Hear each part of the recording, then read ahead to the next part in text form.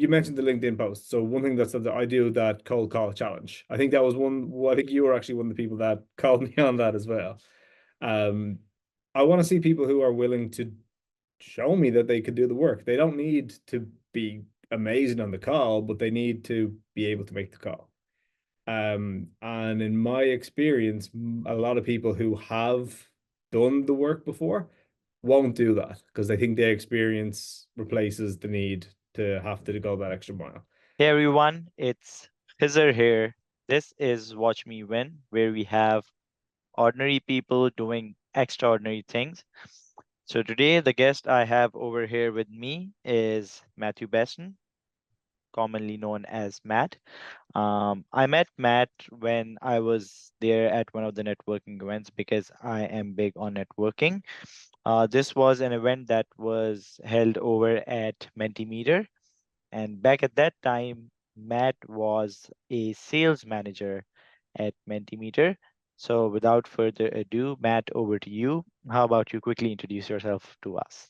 Hey, Khizer. Yeah, my name is Matt. I was an outbound sales manager at Mentimeter. Been doing the outbound stuff since I got into tech in 2016. Over from Ireland where I did sales as well, but just not in the tech world. Yeah, over at Clio now. Very happy to be here, and yeah, excited to be on this call with you. Awesome.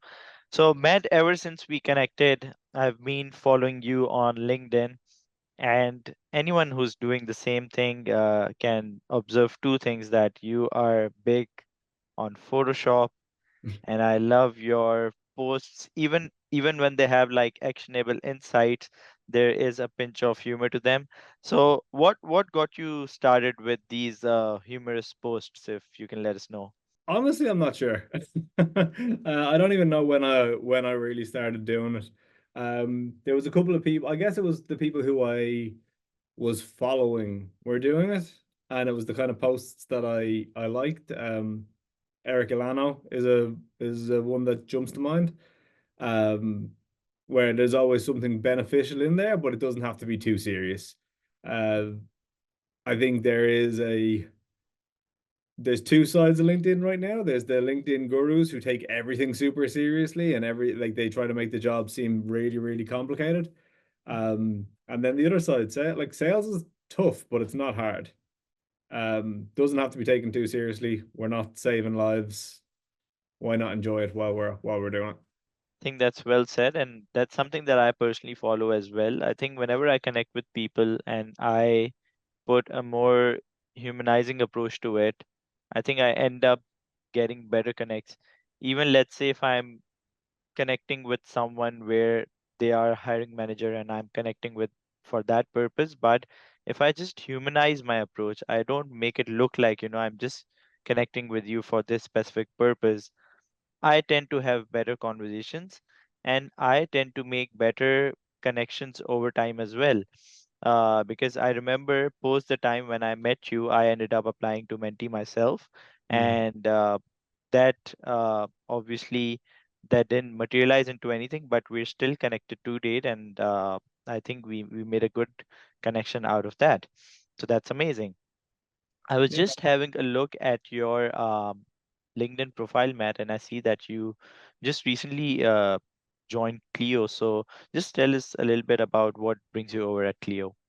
Yeah, I think through most of my career I've been with like those startup to scale up companies where you're look the term you hear a lot is driving the car while you're building it. And there's always excitement there. There's always that um pride that comes with being part of something that's built.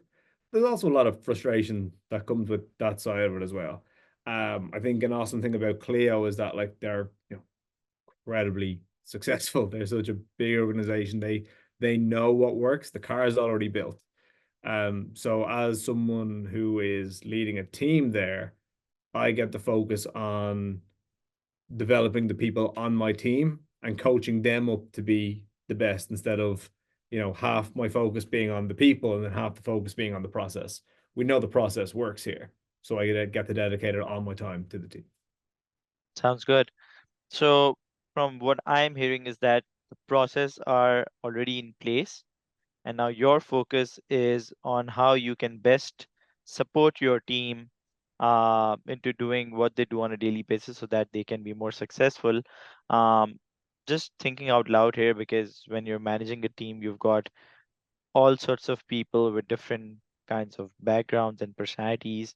How do you maintain that focus and make sure that you are leading in a way that's best for each individual person? Like, how do you make sure of that?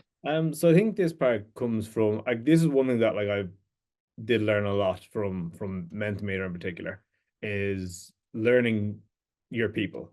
Um, I think the way I do it is like when I'm running a team meeting, I run it the way I would run any team meeting.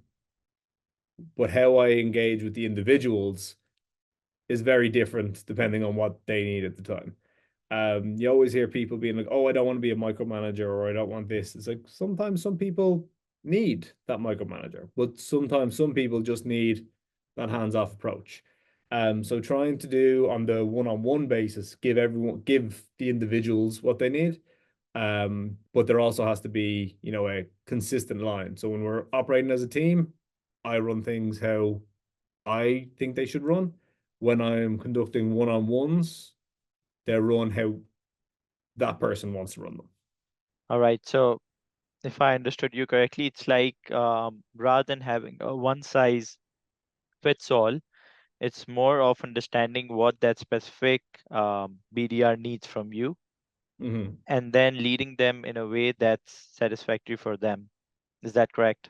Yeah, I think that, and then having like mutual buy-in. I think one thing why it's been really tough in tech sales over the last couple of years is that you almost don't get that one-to-one attention unless you're underperforming.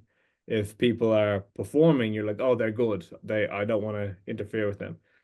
So what I try to do is like individual coaching plans now as well. So it's like, let's agree on the one thing that we think we can improve for you. And then let's map out a plan to get that one thing better. And then when we have that down, let's do it again and we'll find something else. And I'm pretty sure while you were building your own team over here at Clio, you must have shortlisted a lot of people and filtered a lot of people before making the team that you have right now. So if you could quickly recall some things that really stood out in some candidates as opposed to others, what would those things be? So with this one, I think like again, I'm only in Clio a month now. So I haven't really built out a team or anything. I inherited this team. They're awesome, but it's definitely an inherited team. Um, if I was to look back at the time at Menti, that would have been a little bit different. Um, I think reflecting on my time at Menti, the hiring is something that I'm probably most proud of. We got some incredible people in the door. Um, when I'm looking at people, it's you mentioned the LinkedIn post. So one thing that's that I do that cold call challenge. I think that was one. Well, I think you were actually one of the people that called me on that as well. Um, I want to see people who are willing to show me that they could do the work. They don't need to be amazing on the call, but they need to be able to make the call. And in my experience, a lot of people who have done the work before won't do that because they think their experience replaces the need to have to go that extra mile. So when they're on the phone, the things I'm looking for is like confidence. Do they speak like clearly on the phone? Curiosity. We can all, ask our list of or write a list of questions, or you know, these days probably go into Chat GPT and be like, what are some good qualifying questions? But the real money in this job is in your follow-up questions. And you can't prepare for them because you don't know what the answer is going to be. Um, so yeah, I think curiosity and confidence are the two main things that I look for. So I think anyone who's willing to just pick up the phone and make that call without overthinking, similar to what I did as well, I think has an edge over others. And then you mentioned confidence and curiosity will give them that extra lead, and I think that is something that a lot of people are not willing to do. So just the fact that if some people are out there who are willing to make this effort, is gonna make them stand out. So in the interest of time, and because I want to keep my videos super short, Matt, let's say if someone was impressed by this conversation and wants to learn more from you, connect with you, what is the fastest way to get a response out of you, and what is the best medium to connect with you? LinkedIn or the phone is what I would say. My phone number is in a lot of my LinkedIn posts. Um, I answer when I can, but LinkedIn, send a connect. I'll probably get back to you with a lot faster. Thank you so much, Matt, for your time today. I wish you the best of luck for your role over at Clio, and we'll keep in touch and chat soon. Awesome, appreciate it. Thank you. Thank you so much.